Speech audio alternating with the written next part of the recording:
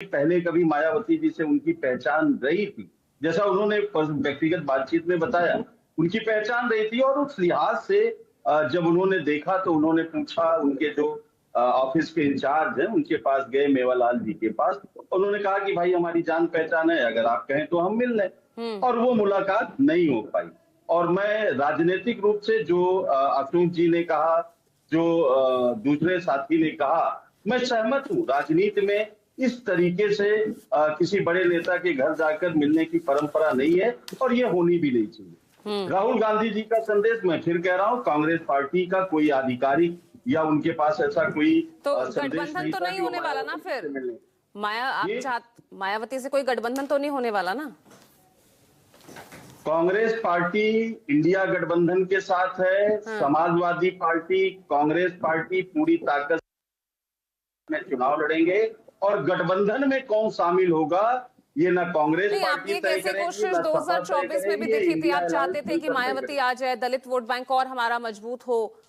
आपकी चाहत तो थी वो, हालांकि अखिलेश यादव चाहते नहीं थे वो, तो वो पूरी नहीं हो पाए। नहीं, देखिए राजनीति में पूजा जी, गठबंधन के जो दरवाजे हैं वो खुले रहते हैं। अखिलेश यादव जी ने भी बहुजन समाज पार्टी के साथ चुनाव लड़ा। कांग्रेस पार्टी ने भी पहले चुनाव लड़ा हुआ है मायावती जी के साथ। बहुजन समाज पार्टी ने कई बार भारतीय जनता पार्टी के साथ भी गठबंधन किया हुआ है। तो ये संभावनाओं के द्वार अलग है, लेकिन इंडिया गठबंधन आपस में इंटैक्ट है।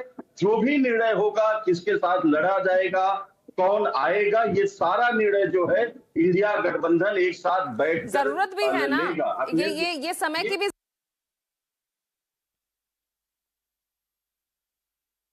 है नहीं। ये आप कह रही हैं पूजा जी, तो हालिया विधानसभा चुनाव बता रहे हैं ना, जहां जहां इंडिया गठबंधन बिखरा वहां की हालत आप देखिए। वो राज्य आपके हाथों से निकल गया। देखिए, ये दो अलग अलग मुद्दे हैं। हार और जीत एक अलग मुद्दा है, गठबंधन एक दूसरा मुद्दा है। ये अलग बात है कि मजबूत गठबंधन से जीत के रास्ते तय होते हैं। तो कांग्रेस पार्टी या इंडिया गठबंधन एक तो आना साथ चाहिए तो उस गठबंधन को और मजबूत करने के लिए। कहूंगा ये जो इंडिया गठबंधन तय करेगा किसके साथ जाना है, वो जब आधिकारिक बयान आएगा तो हम उसको देने के लिए अधिकृत होंगे। लेकिन मौजूदा समय में इंडिया गठबंधन में मायावती जी से बातचीत का कोई सूचना नहीं है कि कोई बातचीत इंडिया गठबंधन कर रहा है। जहां तक हमारे दो साथी गए, मैं आपको और एक बात बता दूं। देखिए, राजेंद्र पाल गौतम जी के साथ हमारे सांसद तनुज पूनिया जी भी, तनुज पूनिया जी उत्तर प्रदेश अनुसूचित विभाग के अध्यक्ष हैं। वो उनके प्रोटोकॉल में थे।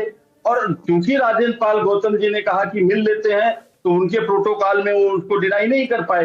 तो कहने का मतलब है कि ये एक व्यक्तिगत प्रयास था उनसे मिलने का। कोइंसिडेंस भी देखिए ना, राहुल गांधी भी रायबरेली में, यूपी में वहीं थे। बहुजन स्वाभिमान कार्यक्रम में वो शामिल थे। तो मतलब कोइंसिडेंस भी आप देखिए ना कि तभी वो सब हो रहा है और तभी वो मुलाकात भी हो रही है। देखिए, अब ऐसे आप निष्कर्ष निकालेंगी तो मुझे याद है, मैं तो संयोग की बात कर रही हूं बस। मैं बता रहा हूँ। देखिए, प्रधानमंत्री जी काबुल गए थे। काबुल से वो उड़े और कराची हाफिज सईद के घर पहुंच गए, जो जहां पे उसका गढ़ है। तो क्या आप ये कहेंगी कि बिन बुलाए मेहमान बनकर नरेंद्र मोदी जी आतंकवादियों के गढ़ में आतंकवादियों से गठजोड़ करने गए थे? नहीं कहेंगी। तो वैसे ही है कि व्यक्तिगत राजनीति में कभी कभी आदमी अपने पुराने परिचय के आधार पर, कर्ची के आधार पर ऐसी बातें करता है जिसको मीडिया के माध्यम से एक प्रोपेगेंडा, वितंडावाद खड़ा कर दिया जाता है। इसके कोई राजनीतिक अर्थ नहीं है, राजनीतिक मायने नहीं है।